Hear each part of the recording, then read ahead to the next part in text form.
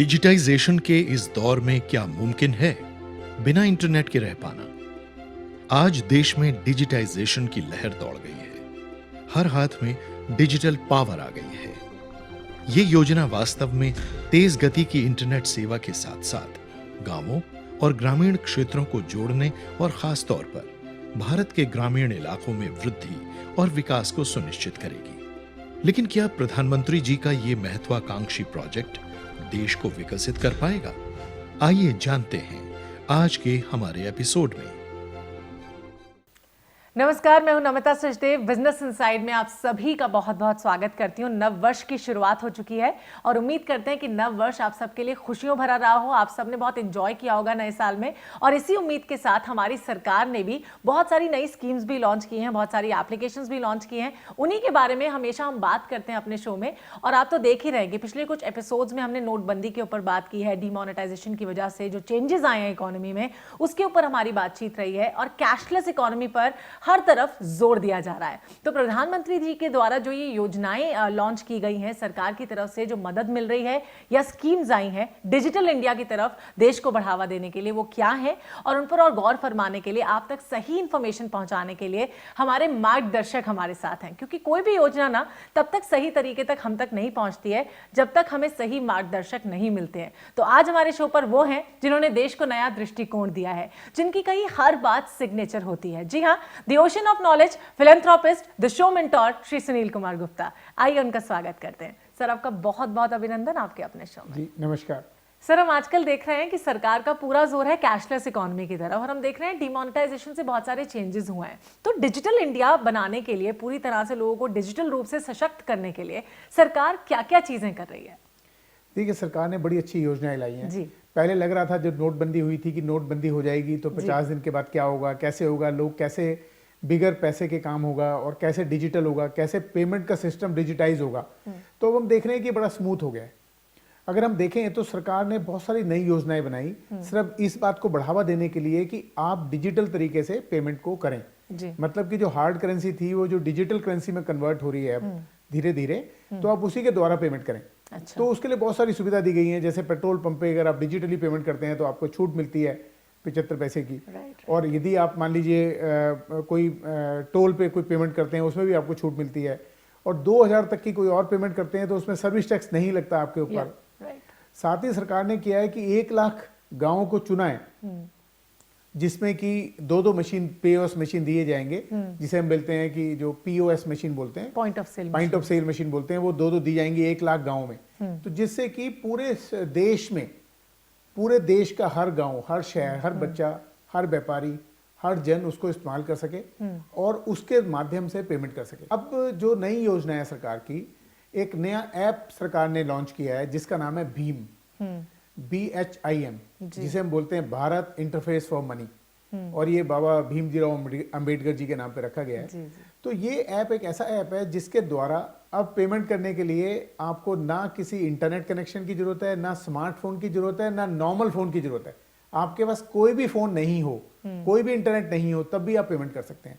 आपके पास सिर्फ bank account होना चाहिए और आपके पास आधार नंबर होना चाहिए और आपका बैंक अकाउंट आपके आधार से लिंक होना चाहिए। और आपको लगता है कि जितने भी हमारे रूरल इंडिया के लोग हैं, गांव वाले लोग हैं, जिनके लिए कई स्कीम्स लॉन्च की गई और उनका फायदा भी उनको काफी हद तक मिल रहा है, उन तक भी स्कीम को सही तरीके से पहुंचाया गया है अब तक? हाँ, क्योंकि ये उन्हीं के लिए स्कीम है। देखिए, जो शहर में रहता है उसके पास स्मार्टफोन भी है, उसके पास इंटरनेट कनेक्शन भी है, तो वो तो इस्तेमाल कर ही रहा था। लेकिन उस गांव के, उस जो हमारे गांव में, कस्बे में दूर दराज रहता है, जिसके पास सिर्फ आधार कार्ड है, तो अब आधार कार्ड जरूरी है, आपके बैंक अकाउंट होना जरूरी है। दोनों से आप पेमेंट कर रहे हैं तो आपको सिर्फ अपना अंगूठा लगाना है। आप दुकानदार के पास गए, आपने सामान खरीदा, अपने अमाउंट चेक किया और अपना अंगूठा लगाया, पेमेंट हो गई। अच्छा। आपको कोई पिन याद नहीं रखना, आपको कोई और सिस्टम याद नहीं रखना कि मेरा पासवर्ड ये होगा, मेरा आइडेंटिफिकेशन नंबर ये होगा, मेरा ये नंबर, कुछ नहीं। सिर्फ आपको अपना आधार नंबर, अपना आधार कार्ड साथ रखना है या आधार नंबर याद रखना है। आपको आधार नंबर पता होना चाहिए अपना, और अंगूठा आपके पास आई है। तो आपने आधार दिया दुकानदार को, वो आपका आधार नंबर डालेगा और आपको अंगूठा लेगा, पेमेंट हो जाएगी। तो ये एक बड़ी अच्छी स्कीम सरकार ने चलाई है। जो हमारी आधार इनेबल्ड पेमेंट सिस्टम था, अब एक ऐप ऐसा जो भीम, जिसके बारे में बताया, वो एक ऐसा ऐप है जिसमें सब कुछ है, जिसमें यूपीआई के थ्रू आप पेमेंट कर सकते हैं, कहीं भी किसी भी सिस्टम से अपने बैंक अकाउंट को अटैच कर सकते हैं। राइट। आधार बेस्ड इनेबल्ड सिस्टम जो था वो भी इसमें इनबिल्ट है। अच्छा। और जो वॉलेट वाली सुविधा होती थी वो भी इसमें इनबिल्ट है। अच्छा। तो आप किसी भी दुकानदार के पास जाके उसका कोड देख के उसका कोड को स्कैन करके पेमेंट भी कर सकते हैं, या मोबाइल नंबर डाल के भी, या मोबाइल नंबर डाल के भी कर सकते हैं। तो जो हमारे वॉलेट में एक बहुत बड़ी परेशानी की बात थी कि सबसे पहले हमें अपना पैसा जो हमारा हार्ड अर्न मनी है उसको वॉलेट में ट्रांसफर करना पड़ता है। बिल्कुल सही। तो जैसे आपने मान लीजिए कुछ कमाया, आपने 10,000 रुपए या 5,000 रुपए उसमें डाल दिए, तो 5,000 रुपए आपके ब्लॉक हो गए। अब आपको शॉपिंग आज 100 रुपए की करनी है, फिर आपने नहीं की, या 500 की 1000 की, तो 9,000 आपके वो ब्लॉक हो जाते थे, वो पड़े रहते थे। उसको खत्म करने के लिए ये जो भीम ऐप है, इसके द्वारा आप जब भी पेमेंट करेंगे तभी आपके बैंक से पेमेंट कटेगी। मैं ये जानना चाहूंगी, अगर किसी के पास नॉर्मल बार फोन है या फीचर फोन में कहूंगी, या फोन ही नहीं है, तो वो कैसे इस्तेमाल कर सकते हैं? देखिए, जिसके पास फोन नहीं है उसके पास तो बैंक अकाउंट, आधार नंबर होना चाहिए, तो वो पेमेंट कर सकता है। राइट। लेकिन जिसके पास फीचर फोन, एक छोटा फोन है, या जिसके स्मार्टफोन नहीं है या इंटरनेट कनेक्शन नहीं है, जैसा कि मैंने अभी बताया कि हमारे देश में 125 करोड़ लोग हैं, 50 करोड़ लोगों तक का एक्सेस है इंटरनेट में, तो बाकी के पास इंटरनेट नहीं है।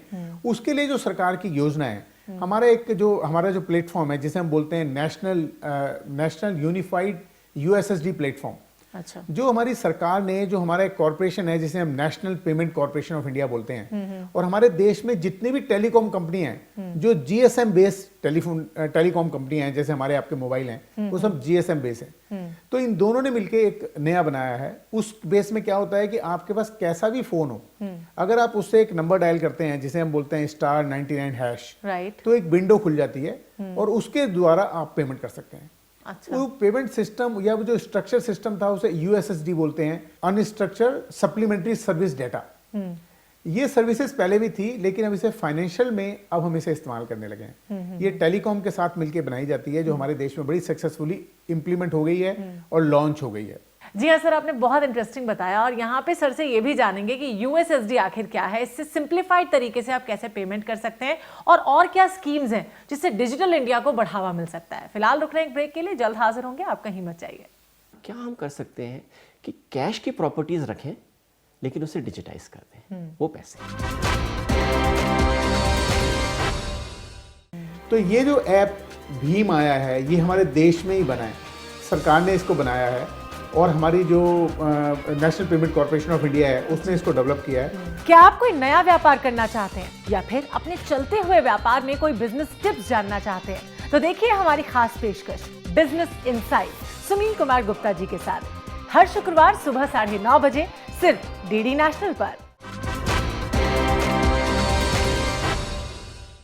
आवश्यकता आविष्कार की जननी है, और आज के डिजिटल दौर में आवश्यकताओं ने कई अनूठे पहलुओं को जन्म दिया है, जिनमें से एक है डिजिटल मनी ट्रांसफर की सबसे बेहतरीन तकनीक, पैसे।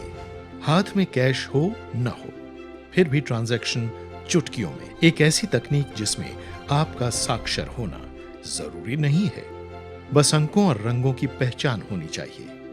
इस आविष्कार को विश्व के पटल पर रखने वाले दूरदर्शी हैं वो, जिनके नाम 60 से ज्यादा पेटेंट्स और वायरलेस टेक्नोलॉजी में 25 साल का अनुभव है, जिन्होंने देश और विदेश में कई जानी मानी ऑर्गेनाइजेशंस के साथ अपने रचनात्मक अनुभवों के बल पर देश का परचम विश्व भर में लहराया है। आइए स्वागत करते हैं देश की आईटी इनोवेशन की पहचान, श्री आशुतोष पांडे जी का। जी हाँ, तो सिर्फ रंगों और अंकों की पहचान के साथ अब आप अपने सारे इनोवेशंस को, सारे ट्रांजैक्शंस को पूरा कर सकते हैं। वेल, यहाँ पे हम आपकी मुलाकात करवाने वाले हैं आईटी इनोवेशन की पहचान श्री आशुतोष पांडे जी से। उनका बहुत बहुत स्वागत अपने शो पर।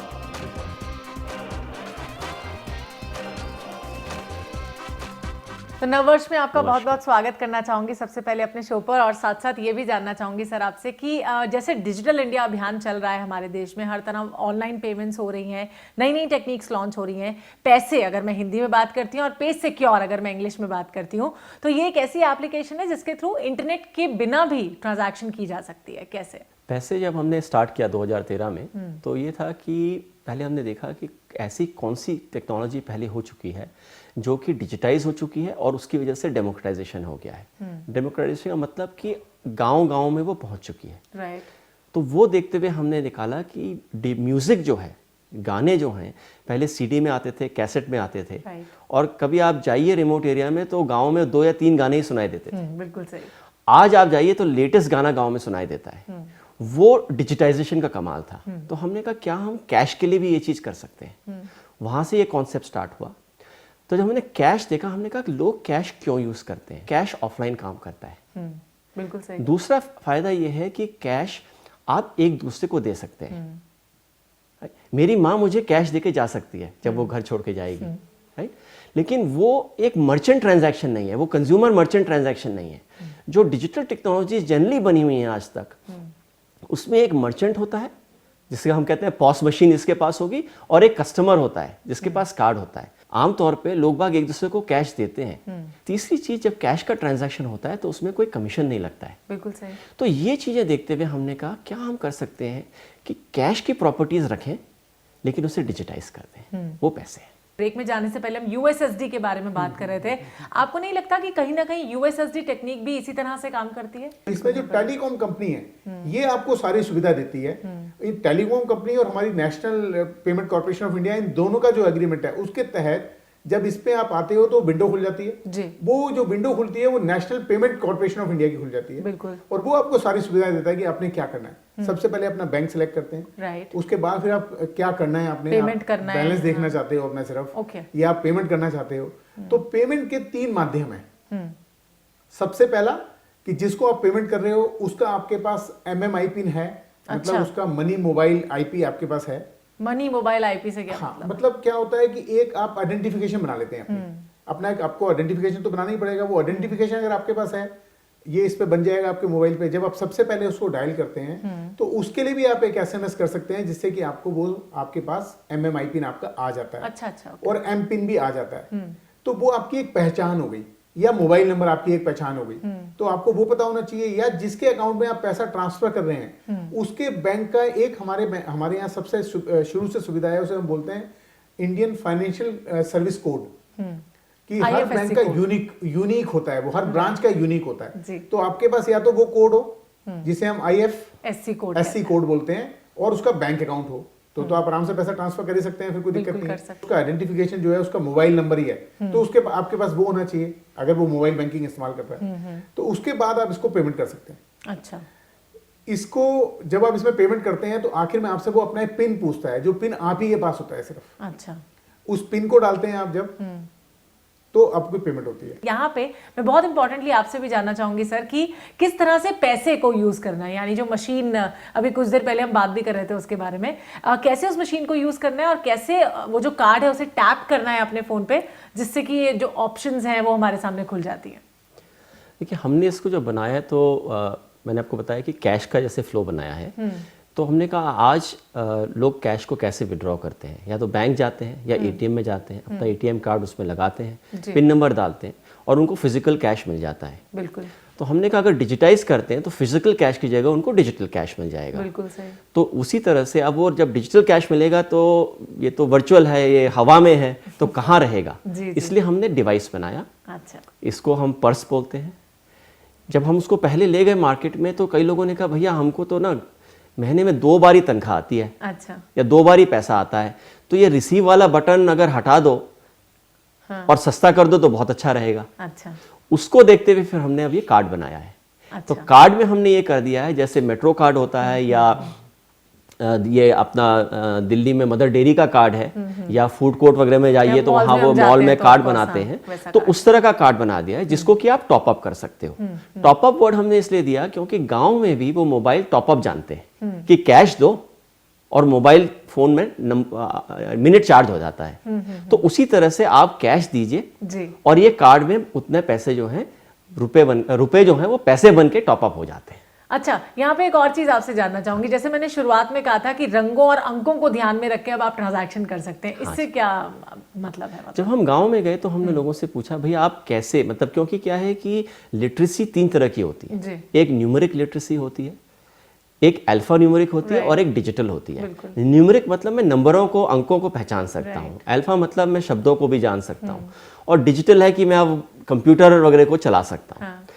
तो हमने देखा कि न्यूमेरिक लिटरेसी भी गांव में कम है।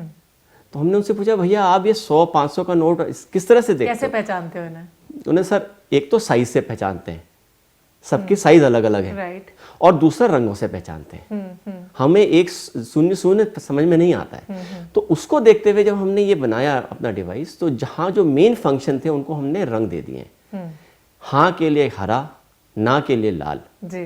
पैसे देने के लिए नीला, लेने के लिए काला। अच्छा। तो ये कलर देने की वजह से जब हम उसके बाद फील्ड में ले गए इसको, और सबसे पहला टेस्ट हमने गुजरात में किया, महसाना डिस्ट्रिक्ट में, तो वहाँ पे हमारे लिए भी सरप्राइज था कि हमने उनको समझाया पहले दिन कि भाई ऐसे चलेगा, और नेक्स्ट डे उन लोगों का माइक्रो फाइनेंस का कलेक्शन था, तो उन्होंने कहा आप लोग मत आइएगा। हमने कहा ठीक है, और करीबन 40 मिनट बाद वो आए और बोले कि हो गया। हमने कहा क्या हो गया? बोला हमने ट्रांजैक्शन कर दिया, पैसा बैंक में भेज दिया है। गांव में यूएसएसडी की पूरी तरह से अवेयरनेस क्रिएट करने के लिए कोई स्पेशल अभियान भी चलाए जा रहे हैं? बिल्कुल चलाए जा रहे हैं। नीति आयोग इसके लिए अभियान चला रहा है, और बहुत सारे एडवर्टीजमेंट और विलेज में, पंचायत में उनको पूरी ट्रेनिंग और कैसे उसको इस्तेमाल करना है वो सब बताया जा रहा है। अच्छा। जिससे कि वो उसके थ्रू पेमेंट कर सके। अच्छा, साथ ही साथ आपसे भी जानना चाहूंगी, ये पैसे जो स्कीम आपने अभी अभी बताई है हमें, आपने ये तो कहा कि रंगों के द्वारा आप पेमेंट इजीली कर सकते हो, और ये जो मशीन है बहुत छोटा सा हमने यहाँ पे रखा भी हुआ है, और बहुत अच्छा मशीन है, कैलकुलेटर की तरह बस ये दिखता है, एंड देन उससे सारी पेमेंट हो सकती है। वेल, यहाँ पे क्या बैंक अकाउंट को भी आपको पहले से ही इसमें एनेबल करके रखना पड़ता है या कनेक्ट करना पड़ता है इससे पहले कि आप ऐप अपने फोन में रखें या फिर इस मशीन को यूज करें? इसमें हमने जब देखा तो हमारा पहले से टारगेट था कि हम बॉटम ऑफ द पिरामिड में जाएंगे। जी। और जब ये प्रोजेक्ट स्टार्ट हुआ था तब जनधन प्रोग्राम भी नहीं स्टार्ट हुआ था, तो हमने ये लगाया था कि जब हम ये इंस्ट्रूमेंट को या कार्ड को इशू करेंगे लोगों के लिए, तो उनका ऑटोमेटिकली बैंक अकाउंट खुल जाना चाहिए। तो हमारा जो इसका इनेबलमेंट जो हमने किया है वो इस तरह से किया है कि जब आपका हम KYC करते हैं, नो योर कस्टमर जिसको कि बोला जाता है कि आप कौन हैं, आपका पहचान करते हैं, तो या आधार कार्ड से या किसी और को यूज़ करते हुए हम करते हैं, उस समय जब आपको ये कार्ड इश्यू होता है तो आपको एक IFSC कोड और अकाउंट नंबर इमीडिएटली मिल जाता है। तो हर डिवाइस का, हर कार्ड का, और मेरे पास जैसे ये घड़ी है इसमें भी एक इसका एक IFSC कोड है, इसका एक अकाउंट नंबर है, और आप भी उसमें मेरे को पैसे भेज सकते हैं। और इस छोटे से ब्रेक के बाद आप कहीं मत जाइए, देखते रहिए बिजनेस इनसाइट। भीम में 20,000 रुपए की लिमिट है डेली की। अगर भीम के थ्रू कुछ करते हैं तो 20,000 रुपए डेली तक आप ट्रांसफर कर सकते हैं। तो जैसे जैसे ये टेक्नोलॉजी और बढ़ेगी, उसके बाद आपको पैसे कार्ड या पैसे पर्स की ज़रूरत नहीं होगी, आप अपने मोबाइल फ़ोन से ही ऑफलाइन पेमेंट कर सकते हैं। क्या आप कोई नया व्यापार करना चाहते हैं या फिर अपने चलते हुए व्यापार में कोई बिजनेस टिप्स जानना चाहते हैं, तो देखिए हमारी खास पेशकश बिजनेस इनसाइट सुनील कुमार गुप्ता जी के साथ हर शुक्रवार सुबह 9:30 बजे सिर्फ DD नेशनल पर। तो ब्रेक के बाद एक बार फिर से बिजनेस इनसाइड में आप सभी का स्वागत है। यहाँ पे जानना चाहूंगी, जैसे आपने कहा था सर कुछ देर पहले कि जो टेलीकॉम सर्विसेज हैं वो 99# यानी *99# अगर आप डालते हैं तो आपके फोन में सारी चीजें ऑन हो जाती हैं। क्या इसका कोई चार्ज भी होता है? हर टेलीकॉम कंपनी का अपना अलग है, लेकिन इसमें गवर्नमेंट के मैंडेट है कि इसमें आप 1.5 रुपया से ज्यादा चार्ज नहीं करेंगे। ये आपने कहा 1.5 रुपया से ज्यादा चार्ज नहीं कर सकते depending upon the telecom company, लेकिन क्या ये एक ट्रांजैक्शन के लिए एक बार आपने डायल किया तो आपका 1.5 रुपया कट गया? नहीं, जब आप ट्रांजैक्शन करेंगे। उसी के साथ अगर आपसे मैं बात करती हूँ पैसे की, तो पैसे का चार्ज क्या है और कितना लिमिट है इसका, ये भी हमें बताएं। पैसे का पेमेंट ट्रांजैक्शन के लिए या पैसा देने के लिए या लेने के लिए कोई चार्ज नहीं है। अच्छा, क्योंकि कैश पे कोई चार्ज नहीं होता है। वो तो ठीक है, लेकिन अगर इसकी लिमिट की हम बात करते हैं तो इसका कितना लिमिट है, कितना पैसा ट्रांसफर हो सकता है? ये जो सिस्टम बना है, ये RBI reserve bank of India जो है हमारा, उनका एक प्रीपेड इंस्ट्रूमेंट गाइडलाइन है। उस गाइडलाइन के तहत पहले 10,000 रुपये इसका लिमिट होता था जी। अब उन्होंने ये नोटबंदी के बाद 20,000 रुपये इसका लिमिट कर दिया है। तो अगर आपका बेसिक इन्फॉर्मेशन हमारे पास है तो आप 20,000 रुपये इसमें लेके जा सकते हैं। अगर आपका फुल KYC, आपका आधार है और आपका पूरा डिटेल है, तो आप उसमें 1 लाख रुपए तक का पैसा लेके जा सकते हैं। कि आप पैसे को किस तरह से देखते हैं? देखिए, मेरे को लगता है कि ये दोनों टेक्निक बहुत फर्क है। और USSD की जहां तक बात है, उसकी जो लिमिट है वो 5,000 रुपए तक की है रोज। उसके थ्रू आप कोई भी ट्रांसफर 5,000 रुपए तक का ही कर सकते हैं एक दिन में। लेकिन भीम में ऐसा कुछ नहीं? भीम में भी ये लिमिट है। भीम में 20,000 रुपए की लिमिट है डेली की। अगर भीम के थ्रू कुछ करते हैं तो 20,000 रुपए डेली तक आप ट्रांसफर कर सकते हैं। लेकिन किसी को अगर इससे ज्यादा ट्रांसफर तो करना ये लिमिट बढ़ेगी अभी, क्योंकि लॉन्च हुआ है ऐप, और लगता है जब तक हमारा प्रोग्राम एयर होगा, जब तक लिमिट बढ़ जाए इसकी। आपसे जानना चाहूंगी आशुतोष जी, प्लानिंग तो बड़ी शानदार आपकी लग रही है पैसे की अगर मैं बात करती हूँ। अच्छा, आपने ये जो प्लान किया था सब कुछ 2013 में आपने पैसे को लॉन्च किया और अभी 2017 यहाँ पे आ चुका है। 4 साल में आपने क्या अचीवमेंट देखा? ऑलमोस्ट 3 साल तो हो ही गए। 2013 में ये कॉन्सेप्ट था जी जी, और इस कॉन्सेप्ट को रियलिटी बनाने में इसमें सबसे महत्वपूर्ण बात यह है कि पूरा का पूरा इसका इनोवेशन, डिज़ाइन, कॉन्सेप्ट ये इंडिया में हुआ है, ये नोएडा में हुआ है। अच्छा, राइट। और इसको फिर बड़ी साइज से छोटा श्रिंक करने के लिए गाँव से फीडबैक ला के इसमें इसको, जैसे गांव से आया कि भैया इसमें मिट्टी भी लग सकती है, पानी भी घुस सकता है, तो इसकी जो रिचार्जेबल बैटरी है उसको भी सील करा गया है इस तरह से कि इसमें पानी नहीं घुसेगा। वो सब करने में करीबन हमको 2 साल लगे। अच्छा। तो प्रोडक्ट का हमने लॉन्च पिछले दिसंबर में किया था, तो 1 साल हुआ है अभी प्रोडक्ट लॉन्च किए हुए। इनिशियली हमने गांव में जो देखा, जो हमको फीडबैक आया वो ये था कि गांव से पैसा जब बाहर जाता है, जो सेविंग्स होती हैं, माइक्रो सेविंग जो MFI इंस्टीट्यूशंस हैं उनकी, तो उनको बहुत रिस्क है। कैश ले जाने का रिस्क है, लूट जाते हैं लोग, और लाइफ थ्रेटनिंग होता है कई बार, कुछ लोगों को गोली भी लगी है।